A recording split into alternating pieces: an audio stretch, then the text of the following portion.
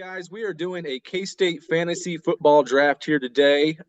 We're taking the best players and dividing them into 6 teams. We got 6 team captains here, and we'll be doing a snake draft. All players are eligible from 1989 onward. That is the first year of Bill Snyder.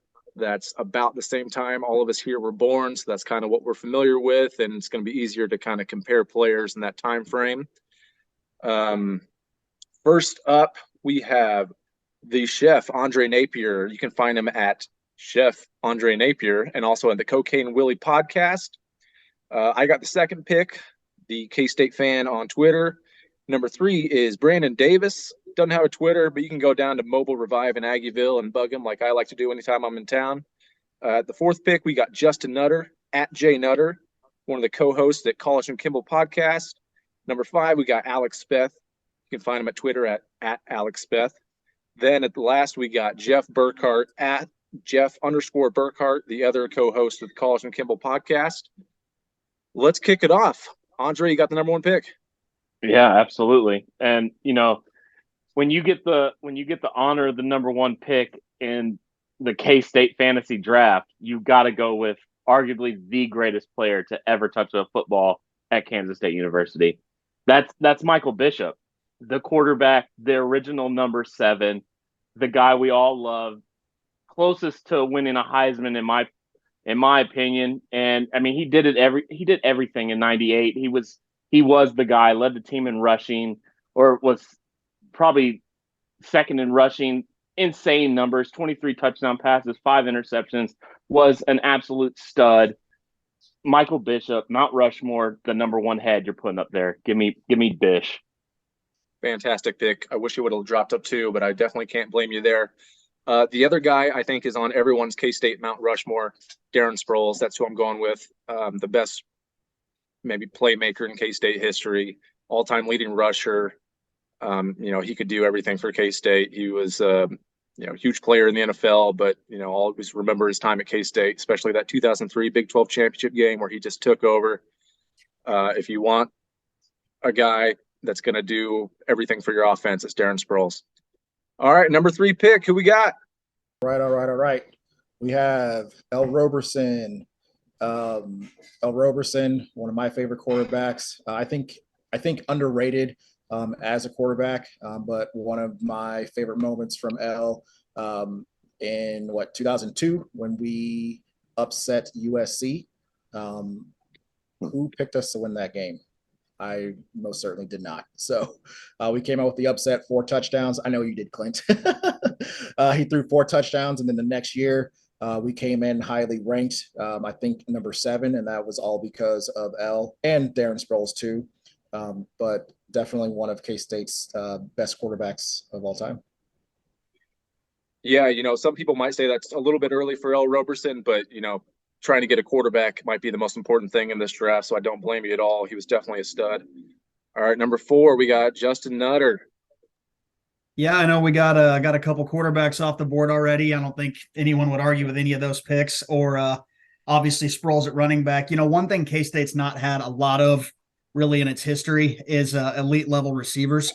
I think they've definitely been pretty hard to come by throughout our program's history. So because of that, I'm going to go ahead and go with Mr. Everything at receiver in Tyler Lockett. That 2014 season between him and Curry Sexton, that was a lot of fun. To watch him just constantly go out there and put up 150, 200 yards almost every single week, it felt like. And obviously, he's parlayed that into a hell of a pro career. He's still in the league tearing it up. So I am going to take Tyler Lockett. Great pick. All right, let's go, Alex. So as Clint alluded to, I think anytime you're talking football, whether it's real football, fantasy football, quarterback is definitely up there as one of the most important positions. And a guy who I put as in my opinion, second best quarterback in K-State history, Big 12 champion, Heisman finalist, is going to be Colin Klein. And that's who I take. Can't blame you there. Another great player, obviously a great leader for any team, especially a team that's going to be stacked as all these 6 teams. All right, Jeff, close out the first round. Well, I'm not one of the big Jordy Nelson stands. I feel like there's a segment of K-State fans that are really like all about him. And I know you've got the hometown angle and everything with him being a Riley County kid and a former walk-on. But again, K-State has had a very few elite type receivers, and then again a very lengthy pro career. Just missed out being a first round draft pick. I would think he was taken 36th overall. Just a tremendous player. So I'm going to go ahead and grab Jordy Nelson.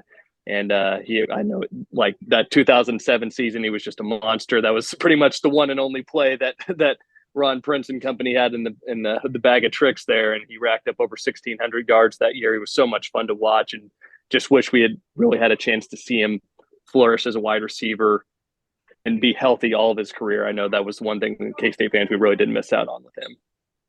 All right, Jeff, not a Jordy Nelson fan. You heard it here first. No, I appreciate him. I just know some people are really Jordy stands, and I am not. Yeah. I got you. All right, swinging it back around to the first pick in the second round. Jeff's going again.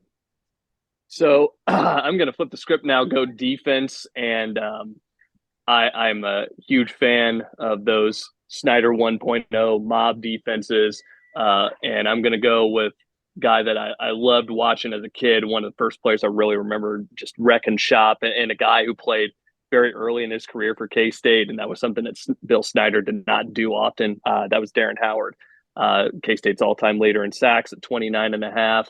Again, a guy who had another very lengthy pro career.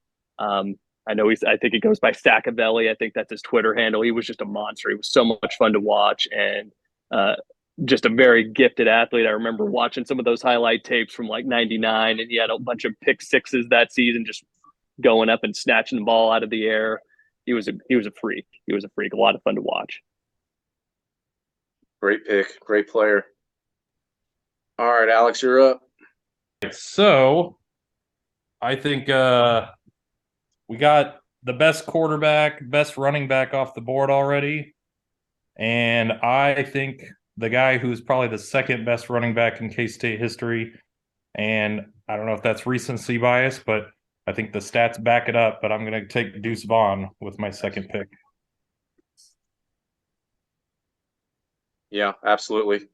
Monster in the run game, and not as many yards, but maybe even better in the receiving game. You can definitely help out Colin Klein on your team. All right, Justin, you're up. Yeah, I had been eyeballing Deuce Vaughn, so Alex just threw a wrench in my whole operation here. So back to the drawing board, I guess. I know there have we talk about a lot of the dual threat guys, and that's really the three quarterbacks off the board so far have been guys that can really get it done with their arm and with their legs. But I mentioned earlier that couple of years that Tyler Lockett really kind of lit up the stat sheet, and the guy getting him the ball was a lot of fun to watch too. I know it took Jake Waters a little bit of time to get some traction. There was some quarterback controversy between him and Daniel Sams before Snyder ultimately ended up kind of giving Waters the reins. But once that was the case, and we turned more into like an air raid kind of offense at that point, I think it was. There's a reason that he owns pretty much every single season passing record. So I'm going to go ahead and I'm going to take Jake Waters. Nice, getting that chemistry already built into your team. All right, Brandon, you're up. This was pretty tough for me. I couldn't decide if I wanted to go offense or defense here. But I think I'm going to go offense here. We talk about K-State running backs, and I feel like we've had a lot of really good running backs. One of my favorite guys to watch, who I think did a little bit of everything, was Daniel Thomas. Daniel Thomas had nearly 3,000 rushing yards in 2 years, which is insane to me. I know we relied on him heavily in the run game, obviously, but when we talk about running backs, I think he's up there. I don't know how many touchdowns he had. He had 30 rushing touchdowns also in 2 years as a starter at K-State. So L will be handing the ball off to Daniel Thomas. So you and Alex both have stacked backfields already. That's pretty impressive. Everyone else is going to have to load up on defense, which is what I'm going to do. I am going to go with Terrence Newman. Honestly, I can't believe he's still available. I thought he was going to be a top 3 pick kind of guy. So between me and him, yeah. Or sorry, Yeah. between him and Daniel Thomas, I couldn't decide. Yeah, so I'm pretty excited to get him here. Yeah, so back to the good chef. Well, man, you guys made it hard for me because you could pick the value of the best players that ever touched the field at K-State, or I could try to complete my team because when I'm looking at this running back list, after Daniel Thomas, there's really not much that you could write home about. So I'm gonna fill my running back slot, seeing how we only have one of those available, and I'm gonna go with everybody's underrated running back of all time at K State, and that's John Hubert, Mister 33. He racked it up. He was 7 yards short of the 3,000 club at K State, and he got it done in the air too. He was only 13 yards short of Daniel Thomas in receiving yards. So I think that dude could do it all. Very underappreciated. I'm gonna go John Hubert. Let's go. He wouldn't be underrated if there wasn't some kind of controversy around him. So I'll make that controversy. I'm very surprised you're picking him this early, but people love him, and he was very skilled. But Isn't this what they say? I respect it. Isn't this what they say about there's a run on a position, running backs Yeah. start to play off the board? Yeah. I'd like to see. I mean, that's kind of my strategy going into it. So I think there's value, and I've got back-to-back picks here, so I'm kind of using my little noodle here. All right, who you got in the 3rd round? Well, if I'm going captain, and people that are going to lead a team, I'm going to go linebacker, and I'm going to go our middle linebacker, former transfer from Miami, hometown kid, Kansas kid, was probably arguably one of the best kids to come out of the state of Kansas. I'm going to go Arthur Brown at middle linebacker, guys. Just part of that 2012 defense, and he was a stud. Give me Arthur Brown. Roll the highlight. Yeah, great pick. Total stud. Let's see. There's 2 guys I'm debating on right now. Well, there's really like 5 guys, but there's 2 guys I really want. Let's go Mark Semino. Starting to build up here. Let's go defense heavy. Mark Semino, in my opinion, the best linebacker of all time at K-State. You want to say it's Arthur Brown or someone else, there's certainly a debate, but for me, it's Mark Semino. Let's go. Looks like a few of us had him next up on our board, right, Justin? I was like, well, if Arthur Brown goes, Semino will be there. Nope. Gone back to back. That's who I was man. thinking too. You guys know how to ruin a good game plan. Who you got, Brandon? So I know I've met a lot of the coaching staff, K-State, current coaching staff at K-State, and the defensive coordinator. He's got a few things fixed before, and so we always are talking linebacker, and we're always talking Daniel Green, and he is super high on Daniel Green. Basically says he's like the real deal. Like guys that play sideline to sideline, like it's him. Like he's a man's man out there, and so I want to add a little bit of youth and electricity to the team here. So we're going to go with Daniel Green. All right, that's probably our biggest surprise of the draft so far. Last year he was hampered by injuries. 2 years ago he was unbelievably good. If you're going to be taking Daniel Green for 2 years ago, and we all hope that Daniel Green for this upcoming season, then I can't blame you for that at all. All right, Nutter. You guys really, really screwed me up by taking 3 linebackers in a row. There's some good ones out there still. Yep, no, there sure are. I'll say it's funny, Beatty calling Daniel Green the youth movement at linebacker, considering he's old as balls on the team. I believe he's about our age, isn't he? I think his freshman year was 2017. Was it really? Only in a draft going back to the 80s can he use the word youth with it nowadays. Yeah, because he gray shirted, then he red shirted, and now he's coming back for his super senior year. So he's been around for a while. You know what? I'm going to keep it on the defensive side of the ball, and in the spirit of the draft, I'm going to go with a kid who is looking to get his name called in the first round, effectively in his hometown, and I'm going to go ahead and take, probably the next best defensive end we've had outside of Darren Howard in Felix Anudike-Uzama. So I think that's really interesting. 10 years from now, are we going to be talking about Felix in the same breath? Because I feel as Darren Howard, because I feel like it takes a few years before you really can establish, a person's place in the history books. Obviously, a great player. Probably should have had the record for most sacks in a season. The K-State NCAA didn't take a couple away from him. He played that 3-3-5 defense. If he was back in the 4-3, I think he probably would have wrecked it even more. He won Defensive Player of the Year for the Big 12, so the coaches obviously respected him a lot. Is it coaches or media? I think it was coaches, wasn't it? All right. Moving on to Alex. All right. So I was thinking about, I got some studs on offense so far, thinking about jumping over the defensive side, but I do need a wide receiver. So I think I might snag Kevin Lockett off the board. That was definitely one of the ones I was thinking about. Oh, sorry, Alex, go ahead. No, that was it. Yeah, sorry, didn't mean to jump in on you there. I was just saying that was one of the guys I was seriously considering.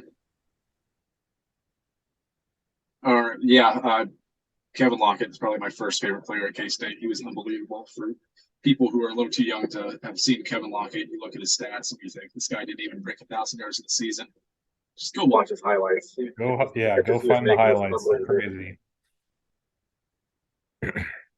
All right, Jeff, back to you. This is kind of more of an emotional pick for me, but he was one of my favorites. I'm going to stay on the defensive side once again.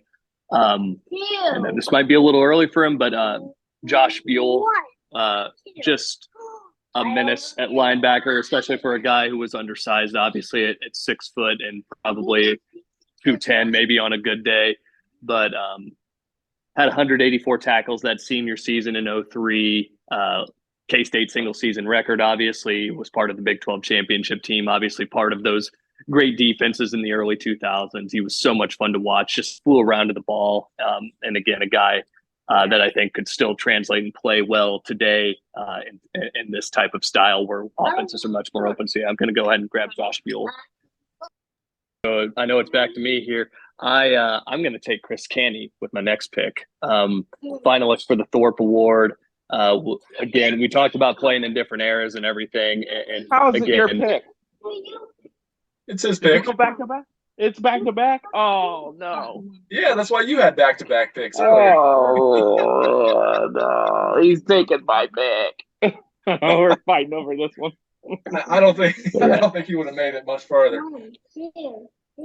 But yeah, I think he's the next best defensive back that's left on the board after Terrence Newman. But yeah, being a Thorpe finalist, first team All Big 12, first round draft pick, I think taken 29th overall.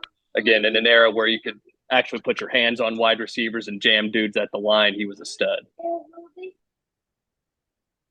Yeah, that's the other guy I was really considering. If I could sneak in Terrence Newman and Chris Canty on the same team, you guys would have had no chance, but felt like that was kind of boring. But I'm going to go ahead and take DJ Reed to start out my defense.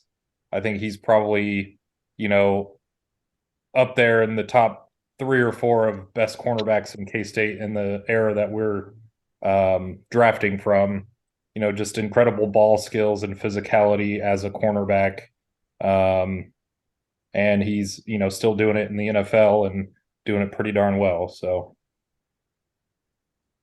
Yeah, another guy that I think we didn't truly appreciate when he was here, like when I was talking about King Felix earlier, a few years down the road, that DJ's been away from K-State, and I feel like he's really skyrocketed in what K-State fans remember him as, and not just because of his success in the NFL, but just, looking back, and we haven't really had a cornerback, even though we've had skilled cornerbacks, we haven't had one as good as him. Sure. All right, Justin, you're up. Yeah, there was that run of linebackers a little bit ago, and I've been the way I look at this is that I kind of tier these guys. Like you've got basically your elite level guys, and obviously that there's not going to be very many that fall into that first tier, and then there's typically going to be a pretty sizable drop before you get into those next tier of like very good linebackers or whatever position you're talking about. But when I look at the list of linebackers, I just don't know that there's a lot of like those super high profile guys left. And one of the guys that I keep coming back to, I don't know, this might be a reach at this spot, but when you think about him before that awesome Felix safety in Lubbock a couple of years ago, or Arthur Brown's iconic pick of Robert Griffin, maybe the most iconic defensive play in K-State football history. It's got to be up there. Was the game-ending touchdown by Jeff Kelly, and that's a name that I keep coming back to in my own head. And the fact that dude lined up opposite of Mark Semino and those guys were on the same defense still just blows my mind. And I think I'm going to go ahead and, yeah, again, I might be reaching a little bit here, but I'm going to go ahead and take Jeff Kelly. Not a reach at all. I was fully prepared for you to say Trey Walker. I thought you were referencing his fourth down stop. Oh God, no disrespect, Trey. I thought Ted Sims. So no, Jeff Kelly seems like a perfectly sane pick right here.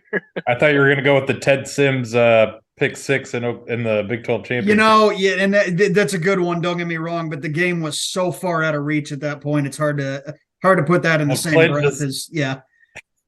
Clint just thinks that play has overrated Ted Sims so much. Well, and Trey Walker for the other play. All right, moving on. Brandon, who you got? All right. All right, so we got to get somebody to catch some passes from L. No, you don't think we need any wide receivers? All right. We're going to go Chris Harper here, wide receiver. I like that. I was on the field sideline for the Texas game when we beat them, and it was unbelievable, one, to be there. But to see how big Chris Harper was, like, in person was insane to me. Like, he was a monster. And the fact that he was playing wide receiver just always blew my mind. And so, yeah, we're going to go with Chris Harper. Former quarterback. Wow.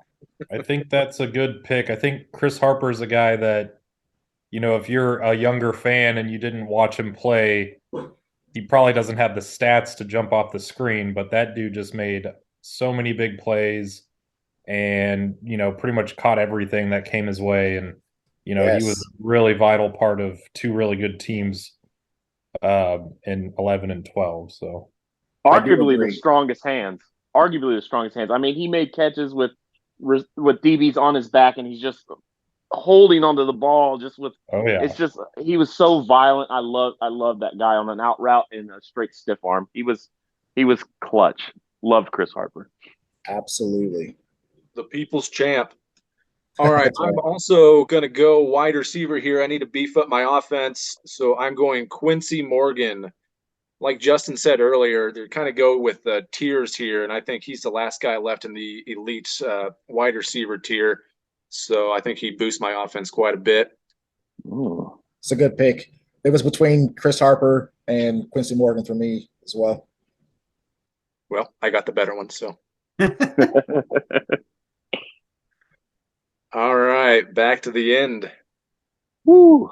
My next pick, I got 2 picks in a row here, and I'm going. We're all kind of, these picks are going to kind of tell you what teams you kind of watched and you remember the best. And a safety that I'm going to pick right here that pops off the screen for me, and he was so unheralded. That's going to be my team name, the Unheralded. It's going to be Ty Zimmerman at safety, an absolute stud. All Big 12. I think he probably made all Big 12 team maybe 3 or 4 times, if I'm remembering right. That dude was an absolute stud for 4 straight years. I don't know that a player's absence has ever been felt more than yeah. I'm not even going to name it specifically. Y'all know what I'm talking about. I got you first. I said it. I'm going to say it for you. Ooh, man. So if it's going to go back to me, if that was plenty enough time for the highlights to run for Ty Zimmerman, because you're going to be having to do it for a long time. You Go know, for it. I'm gonna still stick with that 2012 vibe, that 2011-12 vibe, and we're actually he might have been 2012 on, but we're gonna go with probably the surprise of it all, and the earliest you might see a freaking interior lineman. Give me BJ Finney, my guy at center. Started as a true freshman, rode it all the way through multiple quarterbacks, multiple great players, filling holes for my running back John Hubert, protection for Jake Waters and Colin Klein. Give me BJ Finney. It's a good I- pick. Yeah. Nice guy too. Nice guy. Super frustrated. Got super frustrated blocking for Le'Veon Bell. He's like, just run through the hole. Just run through the hole. So I realize I haven't really broken down what positions were taken in this draft. We got a total of 14, 15 positions, so we're not doing everything. We're doing one interior offensive lineman and then one outside tackle. So if you're wondering why we're not taking many offensive linemen, it's because we, don't have as many to take in this draft. All right, for my next pick, I'm going with Josh Freeman. I debated about taking a quarterback with my very last pick since we only need 6 of them here, and there's at least 6 very good quarterbacks. We were talking about Freeman before the draft even started. Brandon making a great point, saying that if you surrounded him with more talent than he had at K-State, he'd probably be even more impressive. Obviously, he set a bunch of records and went on to have a NFL career. I've always been a big Josh Freeman fan, but not to the level that some other people are, I suppose. But he's on my team now, so I'm a big fan. Back to Brandon. All right. So one of my favorite games of all time is the 2003 Big 12 championship game. Darren Sproles killed it. Going against the number 1 team, supposedly the best team of all time, and we completely crushed them. But one of my favorite players in that game, aside from Darren Sproles, was Josh Buell. He's gone, baby. Taken last round, bud. Was he? Oh, I missed it. Oh man, I didn't even hear that. Boo. No, All he right. just really wanted to give Buell one more shout out. That's not his pick. All right, we're good. Terry Pierce still out there. I was gonna say I'll take his counterpart. Then we'll go with Terry Pierce. Terry Pierce, he was the Big 12 Freshman of the Year in 2001, I believe. 2000. Racked up a lot of tackles in his time at K-State. So we'll go with Terry Pierce, and also Josh Buell. Josh Buell's coming over to his team. Yeah, in my opinion, Terry Pierce is one of the most underrated K-State players of all time. He declared early, so he wasn't on that Big 12 championship team, but the year before, he was probably considered the better linebacker out of him and Buell. Then Buell, exploded the next year with 184 tackles. Justin, you're up. I'm still staring at this blank spot on my roster at running back, and there's been a couple of guys I've been back and forth on. I'm debating between Eric Hickson and Josh Scobie. So Hickson obviously had a longer career, probably a more consistent career. Certainly played on better teams when you look at the collective body of work. Put up 2,500 yards in 4 years. That's by no means that's nothing to sneeze at by any means. You could argue Scobie had the better individual season. His senior year in 2001, kind of a forgettable season in an otherwise, what everybody calls the decade of dominance. K-State kind of farts out a 6-7 record that year, but Scobie does run for 1,200 yards. But all that said, I think I'm going to go with a guy that had a longer and probably more consistent career, and I'm going to take Eric Hickson at running back. I like that a lot. Florida boy. Well, and he was one of those dudes too. We had like a string where J.J. Smith was the school's all-time leading rusher, and then Michael Lawrence was the school's all-time leading rusher. He broke J.J.'s record, and then Eric Hickson broke Michael Lawrence's record. Like, we just kept churning it out over and over and over. And then Darren obviously did his thing. So no, that's a good pick, man. Great pick. All right, on to Alex. All right, so now I'm getting into territory where I'm starting to really have some trouble narrowing down my picks. And I'm trying to battle recency bias and, not just pick guys that have played in the last 10 years where everything they did is more fresh in my memory. So I'm going to start working on my offensive line, working on my trenches. And this might be a bit of a reach. I'm not sure what you guys think, but I'm going to go with Damian McIntosh. Ooh. Him at tackle. Can I slide him over the defensive tackle on this thing, Clint? No, you may not. Just one position. All right. Just one position.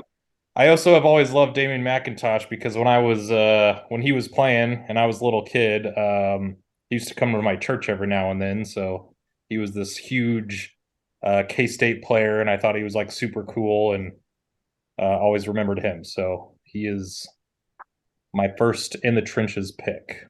Yeah, unbelievable that he could play offensive tackle and defensive tackle at such a high level, and then go on to play offensive tackle in the NFL for such a long time.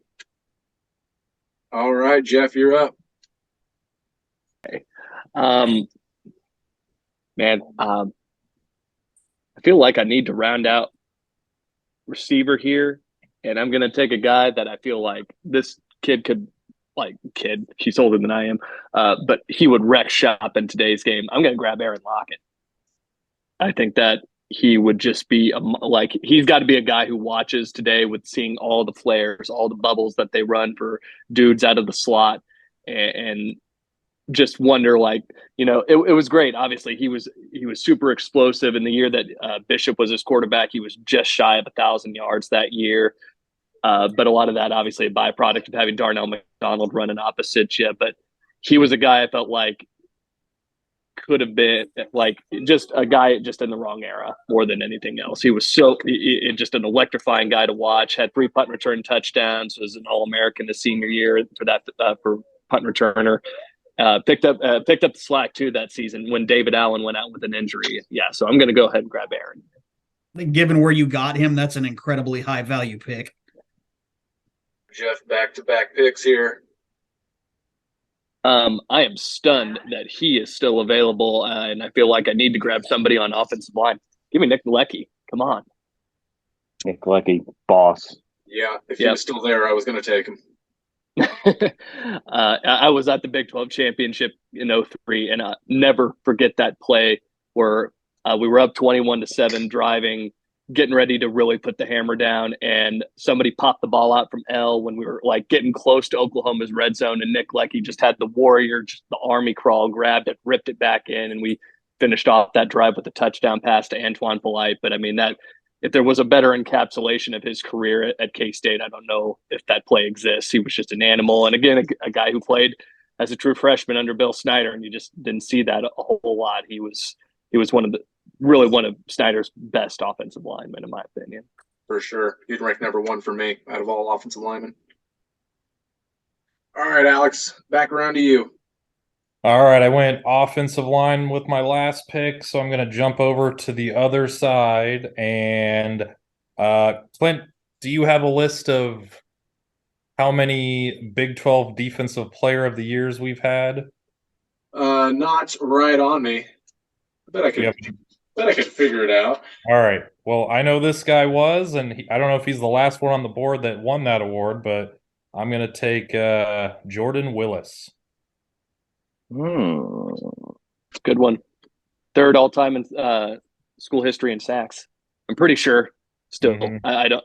Yeah, I just want to make sure Clint's probably got that stat readily available. But yeah, I feel like Jordan was super dominant for us for a couple of years, and I don't know if his lack of success in the NFL has kind of put a damper on his college career, but that is just an absolute beast, just bull rushing like crazy in college. Yeah, success in the NFL is so hard to kind of think about sometimes because, I mean, he's been in the NFL this entire time since he's been. I said I was going to use the word bust, but I changed it to just, as a second round pick, former defensive player of the year, he wasn't with the team that drafted him very long, and he's bounced around a little bit. But obviously, being in the league still is pretty impressive. All right, Nutter, who you got? Yeah, I know I sound like a broken record, but I'm trying to keep an eye on positions where I feel like we're getting toward the end of there's going to be a pretty considerable drop in talent, after one or two more names fall off the board here. And I'm kind of looking at the list of cornerbacks here and realizing we're dangerously approaching that. We're approaching that threshold at cornerback. So, I know I did it earlier with Felix. I'm gonna go with a recent guy here, a guy that's looking to get his name called this weekend in Julius Brents. Probably, you could make an argument for one of the better portal acquisitions, probably by any Power 5 team so far. I don't think I'm completely far-fetched in saying that, right? No, not at all. That dude was it's incredible that Iowa could just let that, absolute freak of nature just walk, a guy that's hovering around 6'4", 6'3", 200 pounds, and got developed in our strength program, but stepped foot on campus and he was the guy out there. They wouldn't throw Echo's way or his way, and he finally started pulling down some interceptions. That dude's a stud. Yeah, and plus he's unbelievable in run support. Yeah, he'll stick you. All right, Brandon, you're up. I just realized I don't have anybody to protect my quarterback. So we're going to go with Barrett Brooks. Ooh. Big left tackle, 6'5", all the measurables. Was he drafted in the first round? I don't remember. I don't know. No, I think he was a second round guy. Second round guy. Won some Super Bowls. So that might be the earliest player taken as far as when they played. I think he was a senior in 90. I think he's right on the cusp, isn't he? Yeah, so he was there right when Bill Snyder took over, within 1 or 2 years of when he took over. Yeah. So I assume probably a lot of people watching this don't know too much about him. But yeah, he was definitely known as one of the top offensive tackles when he was playing. All right, back to me. I should have thought about it a little bit more.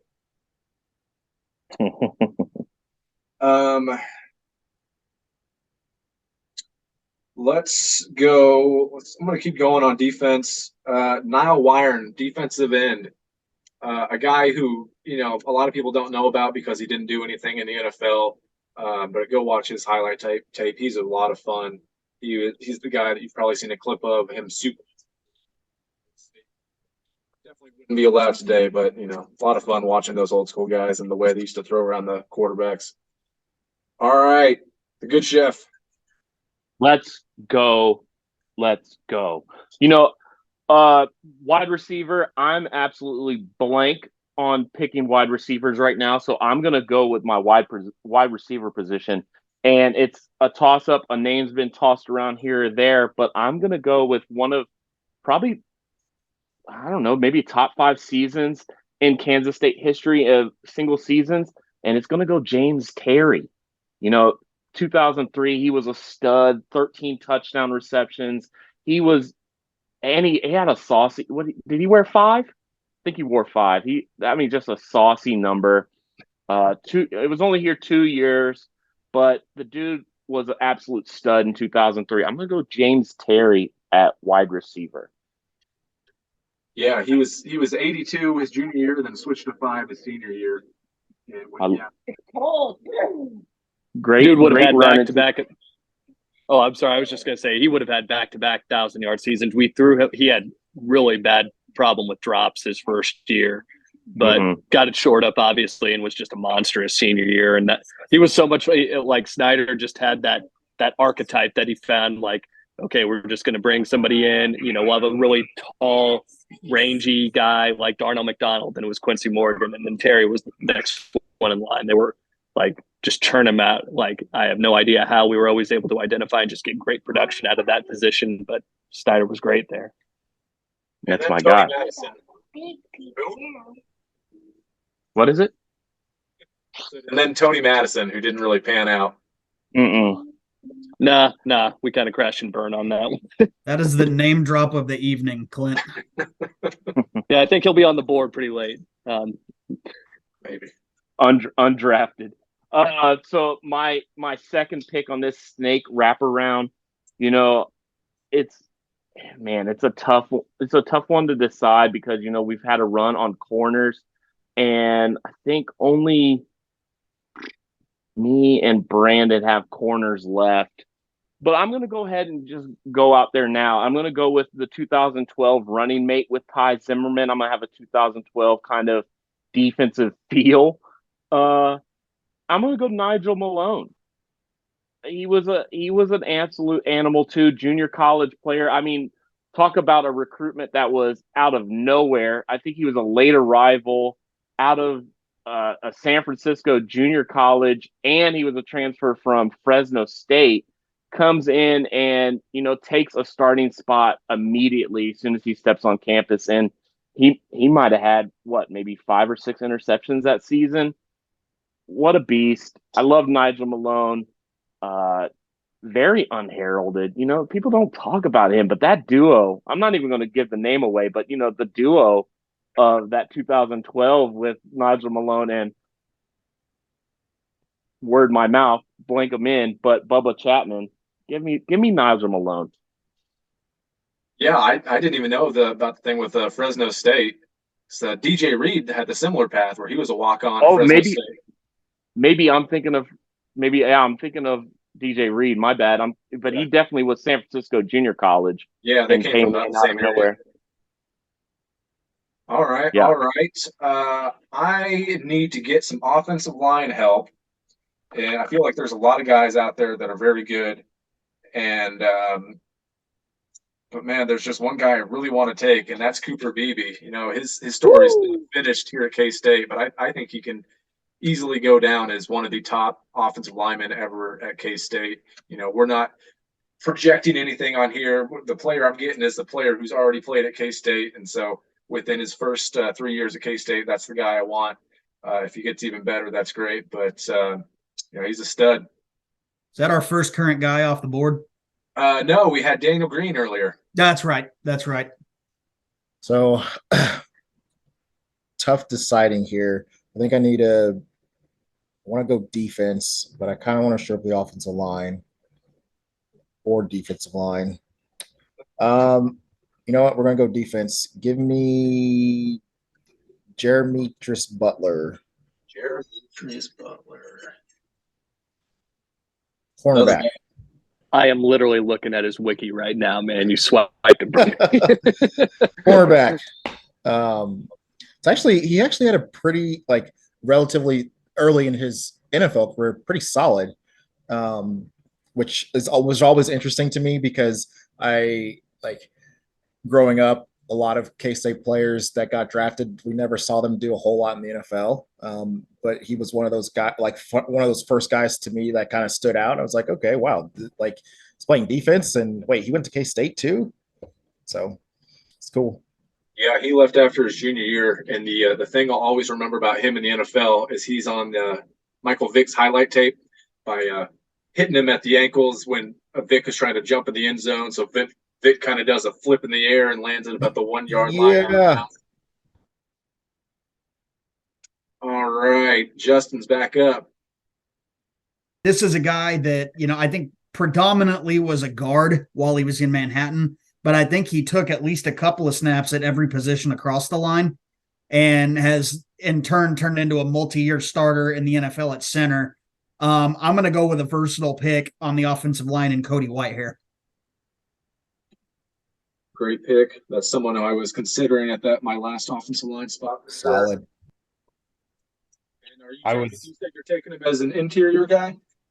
Yes. Okay. You had him listed at a guard, I think. Okay.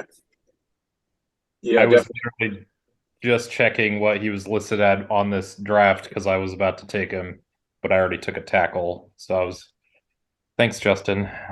I got you, buddy. I don't have to make that decision, I guess. All right. Is it my pick, right? Yes.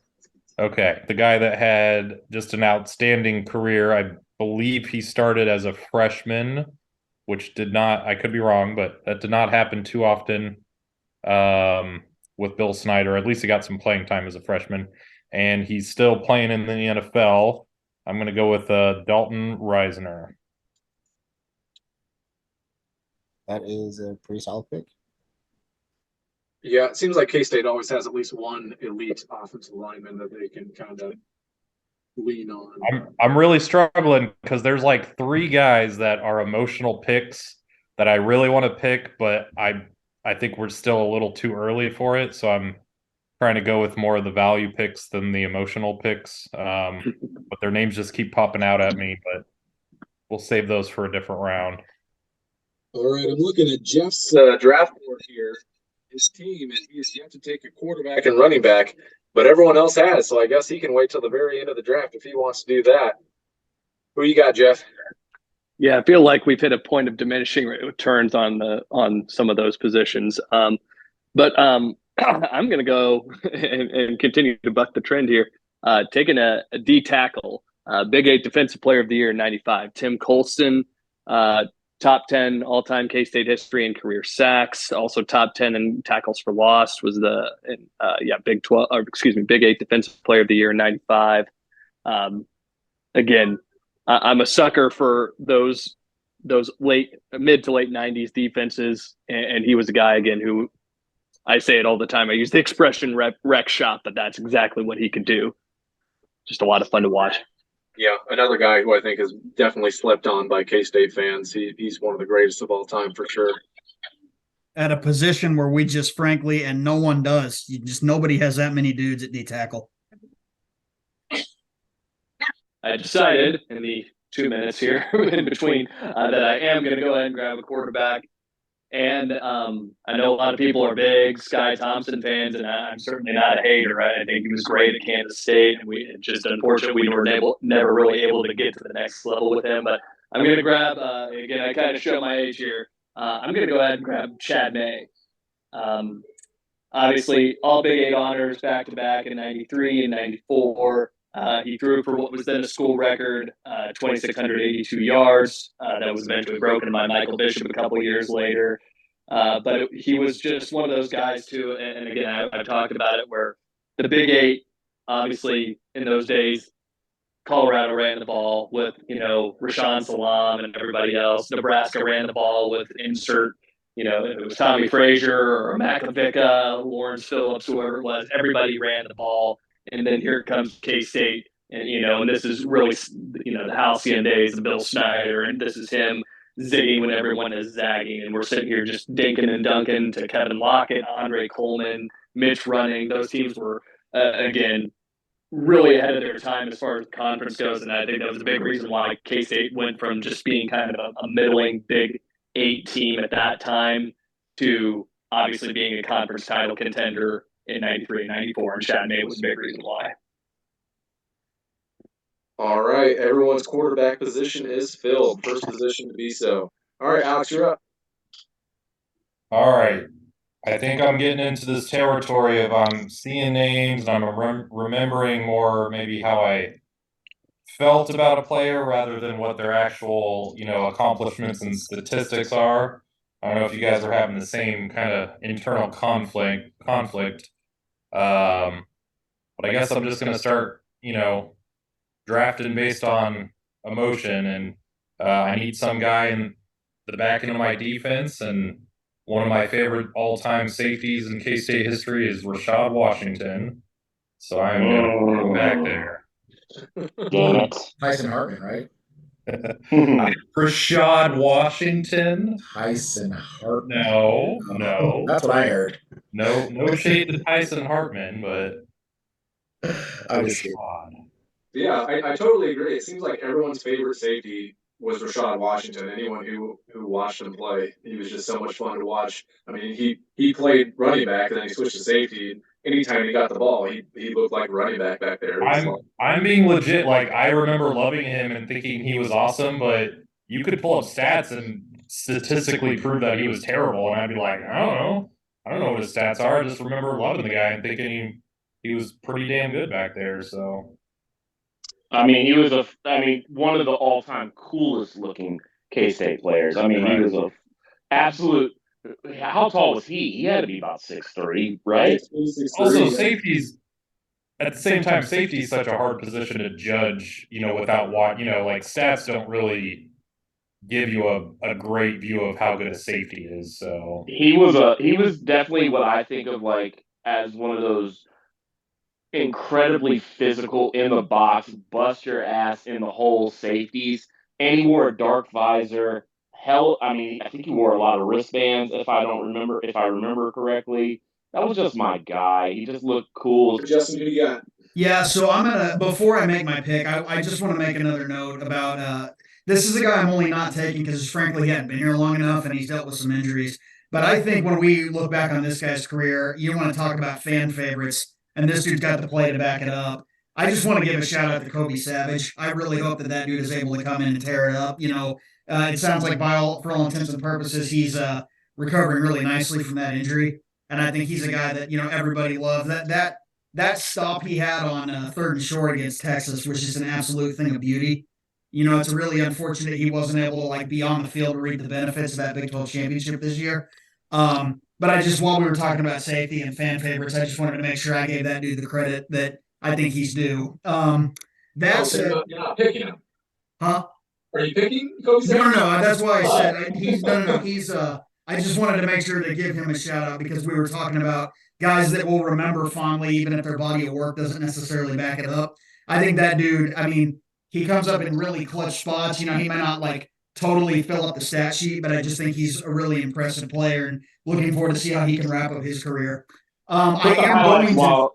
Sorry, put the highlights up while you were explaining that anyway. Yeah, Kobe's like, put them up.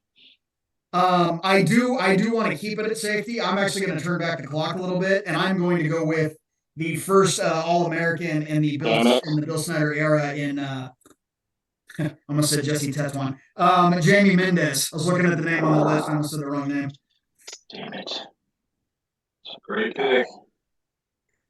I was debating that one, but I don't have, I know he was an All-American, he's in the Ring of Honor, but I never watched him play, so it's just, one of those. Ohio guy, by the way. Ohio. Yeah, that I tell you what, that was pretty telling. His little story in the that Miracle in Manhattan documentary, talking about everyone and their mom looking at him like he had six heads when he said he was going to Kansas State with the offer list he had at high school. So yeah, I mean, definitely one of those guys that you can look at in terms of a springboard. Yeah, I got it. Steal letter. Brought in too.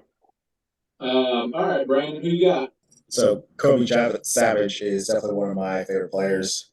Actually, it's even one of Aaron's favorite players. Just playing safety and your last name is Savage, that's the best combo ever, right? But we're gonna go. You know what? No, Sorry, Justin. We're gonna go Kobe Savage. Oh wow! We're gonna go Kobe Savage. Hell, I went off one pick too early. My bad. It's funny because I was thinking it's crazy that Justin's taking Kobe Savage with Jamie Mendez still on the board, but it all worked out. No, I know. That was really weird to bring. I didn't. Again, no disrespect. I think he's going to be one of the best by the time he graduates. I just didn't think he was there yet, and I didn't think he would go. So I just wanted to make sure he got his credit.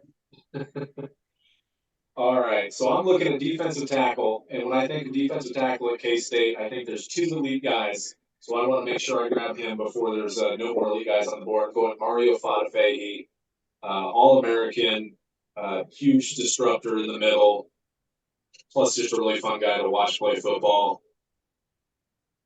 Can't beat that. All right. That's pretty. Let's finish it up here, Andre. Well, shucks. It's tough for me to even think of who I want to pick right here because how are we doing this? All right, I guess. So is that DB position still available? Like I can put a safety or a corner there? Safety, nickel, corner, whatever you want. Okay, man. I guess I'm gonna go. No, I don't know what to do. So I'm going to go D tackle as well. And I think, like you said, I think all the elite guys are basically gone from that D tackle position.